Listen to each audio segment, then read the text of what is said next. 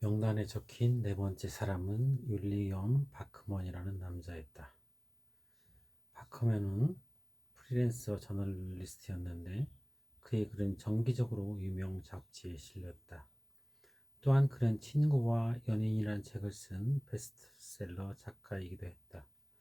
키가 크고 깡마른 사람으로 몹시 깐깐해 보였다. 하지만 나를 맞이하는 그의 얼굴은 기쁨으로 빛나고 있었다. 바크먼이 먼저 털어놓았다.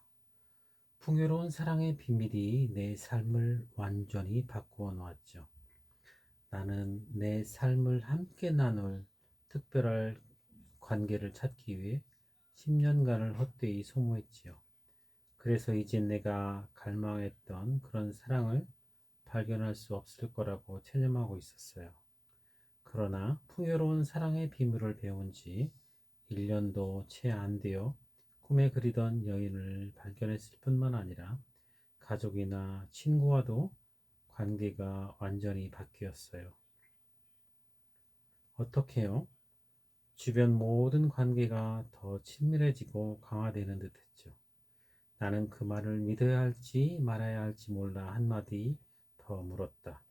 그 비밀들이 당신의 삶에 큰 충격을 주었나요? 물론이에요. 너무 환상적으로 들리겠지만 일단 그 비밀을 시도해보면 정말 효과가 있다는 걸 알게 될 거예요. 모든 비밀이 다 나름대로 도움이 되었지만 그 중에서도 가장 배울 필요가 있었던 비밀은 바로 우정의 힘이었죠. 우정의 힘이라고요? 정확히 뭘 뜻하는 거죠? 내가 물었다. 사랑이란 두 여인 사이에 일어나는 로맨스라고만 생각하곤 했는데 그건 잘못된 생각이었어요. 사랑은 그 이상의 것이었죠. 사랑은 관심을 갖고 돌보는 것이고 누군가가 당신을 필요로 할 때 그 자리에 있는 거예요. 이 때문에 진정한 사랑은 로맨스 이상의 것, 즉 우정인 거죠. 내가 노트를 꺼내 필기를 시작하자 바크먼이 계속 말했다. 다른 사람들과 마찬가지로 나 역시 사랑의 대상을 찾기 위해 온갖 곳을 헤맸지요. 독신자를 위한 바에도 갔고 각종 파티나 나이트 클럽에도 갔어요. 거기서 여러 여성을 만나 데이트를 했지만 진정으로 마음에 드는 여성을 만나지는 못했어요. 난 차츰 내 이상형의 여성을 절대로 찾지 못할 거라고 체념하기 시작했죠. 그러던 어느 날 저녁 마을 중심가에 있는 바에 홀로 앉아 있는데 왜소한 노인이 내 옆에 와 앉는 거예요. 노인이 잔을 들면서 안녕하시오 라고 하길래 나도 잔을 들어서 답례를 했죠. 노인이 나더러 결혼했냐고 묻길래 아니요 라고 간단히 대답했죠. 그가 다시 여자친구는 있느냐고 물었는데 없다고 대답했어요. 왜? 하고 노인이 다시 물었죠. 아직 마음에 드는 여자를 만나지 못했다고 말하자 그는 내가 주변 상황에 대해 좀 더 진지하게 생각하도록 만드는 말을 던졌어요. 잘못된 곳에서 여자를 찾고 있구먼 이라고 말이죠. 잘못된 곳이라고요? 도대체 어딜 말하는 거죠? 내 반응도 바로 그랬어요. 그 노인에게 독신 여성들이 많이 오는 나이트클럽이나 바에 다닌다고 말했죠. 노인은 아연실색해서 나를 쳐다보다가 웃음을 터뜨렸어요. 뭐가 그렇게 재밌느냐고 물었더니 노인은 바나 나이트클럽에서 데이트 상대를 찾는 적이 있어? 라고 되묻더군요. 나는 몇 번 있다고 대답했죠. 그러나 결국 몇 주 이상 지속한 상대는 하나도 없다는 걸 인정해야 했어요. 데이트 상대를 만나기 위해 나이트클럽이나 바에 가는 것이 뭐가 잘못되었다는 거죠? 전혀 잘못된 것은 없었어요. 때로는 운이 좋아 매력적인 여자를 만날 수도 있겠죠. 하지만 노인이 말했듯이 영원한 사랑의 관계를 찾는 곳이고는 적당치 않은 곳이라는 거죠. 희미한 불빛 아래 담배 연기 자욱하고 또 소리를 쳐야만 겨우 들을 수 있는 시끄러운 곳이 좋은 상대를 찾는 최선의 장소는 아니라는 얘기죠. 그럼 어디가 최선의 장소라는 건가요? 나는 다크먼의 말에 이의를 제기했다. 나도 역시 여자들을 만날 목적으로 자주 나이트클럽이나 바에 갔었기 때문이다. 그건 당신에게 달렸어요. 무슨 뜻이죠? 노인은 내게 이렇게 말했어요. 진실한 사랑을 발견하고 싶다면 먼저 진실한 친구를 찾아야 한다는 아주 단순한 말이었죠. 예전에 생각지도 못했던 말이죠. 우리는 흔히 강한 성적 매력이 사랑을 위한 첫 번째 조건이라고 생각하고 있어요. 물론 그것도 사랑의 관계에서 중요하기는 하겠지만 풍요로운 사랑을 원한다면 평생 지속되는 사랑을 원한다면 외적인 모습을 초월해서 보아야 해요. 진정한 사랑은 성적인 매력에 뿌리박고 있는 것이 아니라 우정에 뿌리박고 있어요. 달리 표현하면 생택주의 베리가 말했듯이 사랑은 서로를 응시하는 것이 아니라 같은 방향을 바라보는 것이라고 말할 수 있죠. 성경에서도 두 사람이 서로 동의하지 않는 한 함께 여행할 수 없다고 쓰여 있어요. 공통의 믿음과 목표, 그리고 관심과 나눔, 상호 존중과 칭찬이 지속적인 사랑의 관계를 위한 초석입니다. 정말 우정이 그렇게 중요합니까? 의심할 바 없어요. 실제로 미국 어느 대학의 사회학자들이 연구한 것을 보면 우정이 사랑의 관계에 얼마나 중요한지 알 수 있어요. 그들은 결혼 후 50년 이상을 행복하게 살고 있는 수백 쌍의 사람들에게 결혼의 성공 요인이 무엇인 것 같냐고 물었죠. 그들의 대답은 한결같이 똑같았어요. 바로 우정이었어요. 누구나 자신의 파트너가 최고의 친구라고 대답한 거예요. 그들 모두가 공통의 믿음, 공통의 관심, 공통의 목표, 그리고 인생의 방향이 같았죠. 성적인 아름다움과 물질적인 재산을 포함한 그 밖의 모든 것들은 궁극적으로 관계가 없었어요. 지속적으로 사랑의 관계를 묶는 것은 바로 우정이죠. 이것이 나의 책 친구와 연인을 쓰도록 자극한 최초의 요인이었죠. 많은 사람들이 사랑은 성적인 매력으로부터 샘솟는다고 잘못 알고 있는데 우리의 외양은 덧없는 것이라서 세월과 더불어 시들기 마련이에요.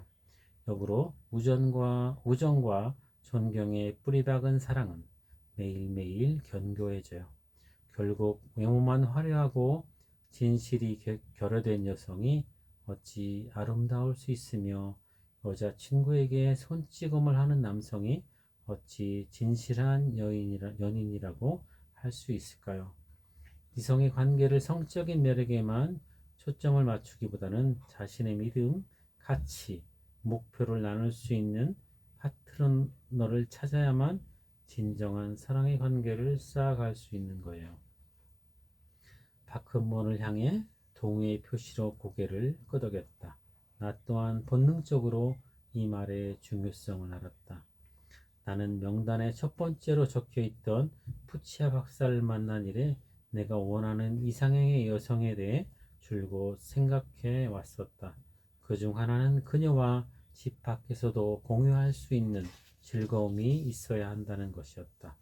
그럼 어떻게 하면 그런 친구를 찾을 수 있을까요? 먼저 상대에게 다정히 대하는 것이 중요해요. 특별한 친구를 얻기 위해선 공통의 관심사와 믿음을 나눌 수 있는 사람들에게 다정히 대해야 하죠. 말은 쉽지만 실천하기는 어려울 것 같네요. 내가 말했다. 왜 그렇게 생각하죠? 한 가지 물어볼게요. 당신이 좋아하는 취미나 활동은 뭐죠? 전 주말에 하이킹이나 윈드서핑 하는 걸 좋아해요. 그리고 오페라 구경도 좋아하죠. 그럼 어느 곳에서 친구를 만들고 싶나요? 담배 연기 자욱한 바입니까? 하이킹 클럽이나 윈드서핑 그룹입니까? 지역 오페라 단체입니까? 무슨 말씀인지 이제 알겠어요. 그런데 취미나 관심사가 아예 없거나 희박한 사람에겐 어떻게 하죠? 그렇다면 즐길 만한 것을 찾도록 꾸준히 노력해야죠. 열정을 쏟을 수 있는 것이라면 뭐든 상관없어요. 축구, 테니스, 수영, 사이클과 같은 스포츠일 수도 있고, 춤이나 연극, 하이킹과 같은 좀 더 사회적인 활동일 수도 있으며, 심지어 정치적인 것일 수도 있어요. 일단 관심을 기울일 만한 걸 찾으면 그 관심을 나눌 수 있는 사람을 찾는 건 쉬운 일이죠. 왜냐하면 서로 공통점을 갖고 있기 때문이에요. 서로 아무런 공통점이 없으면 가까운 관계를 유지하기 참 힘들죠. 아주 단순한 것들처럼 들리네요. 그렇죠. 아주 단순해요. 그렇지만 소홀히 하기 쉬운 것들이죠. 사람들은 남편감이나 아내 후보를 찾는데 너무 골몰하고 있어요. 하지만 방식을 바꿔서 우정을 먼저 쌓는다면 사랑의 관계는 저절로 따라온다는 걸 알 수 있을 거예요. 그러나 단순히 누군가와 친구이기 때문에 상대의 매력을 발견해 사랑의 관계로 발전하는 건 아니잖아요. 물론이에요. 당신 말이 옳아요. 하지만 친구가 아니라면 지속적인 관계를 유지하기 힘들죠. 그렇기는 하지만 예를 들어 두 사람이 처음에는 사랑에 빠졌다가 혹은 서로 성적으로 매력을 느꼈다가 나중에는 친구가 되는 경우도 있잖아요. 그래요. 그건 가능해요. 하지만 상식적인 것은 아니죠. 본질적인 것은 우정이 지속적인 사랑의 관계에 가장 중요한 요소라는 것인데 그 이유는 우정이 사랑의 중요한 부분이기 때문이에요.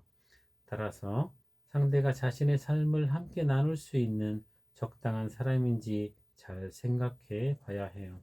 이때 스스로에게 물을 수 있는 최선의 질문을 던져보세요.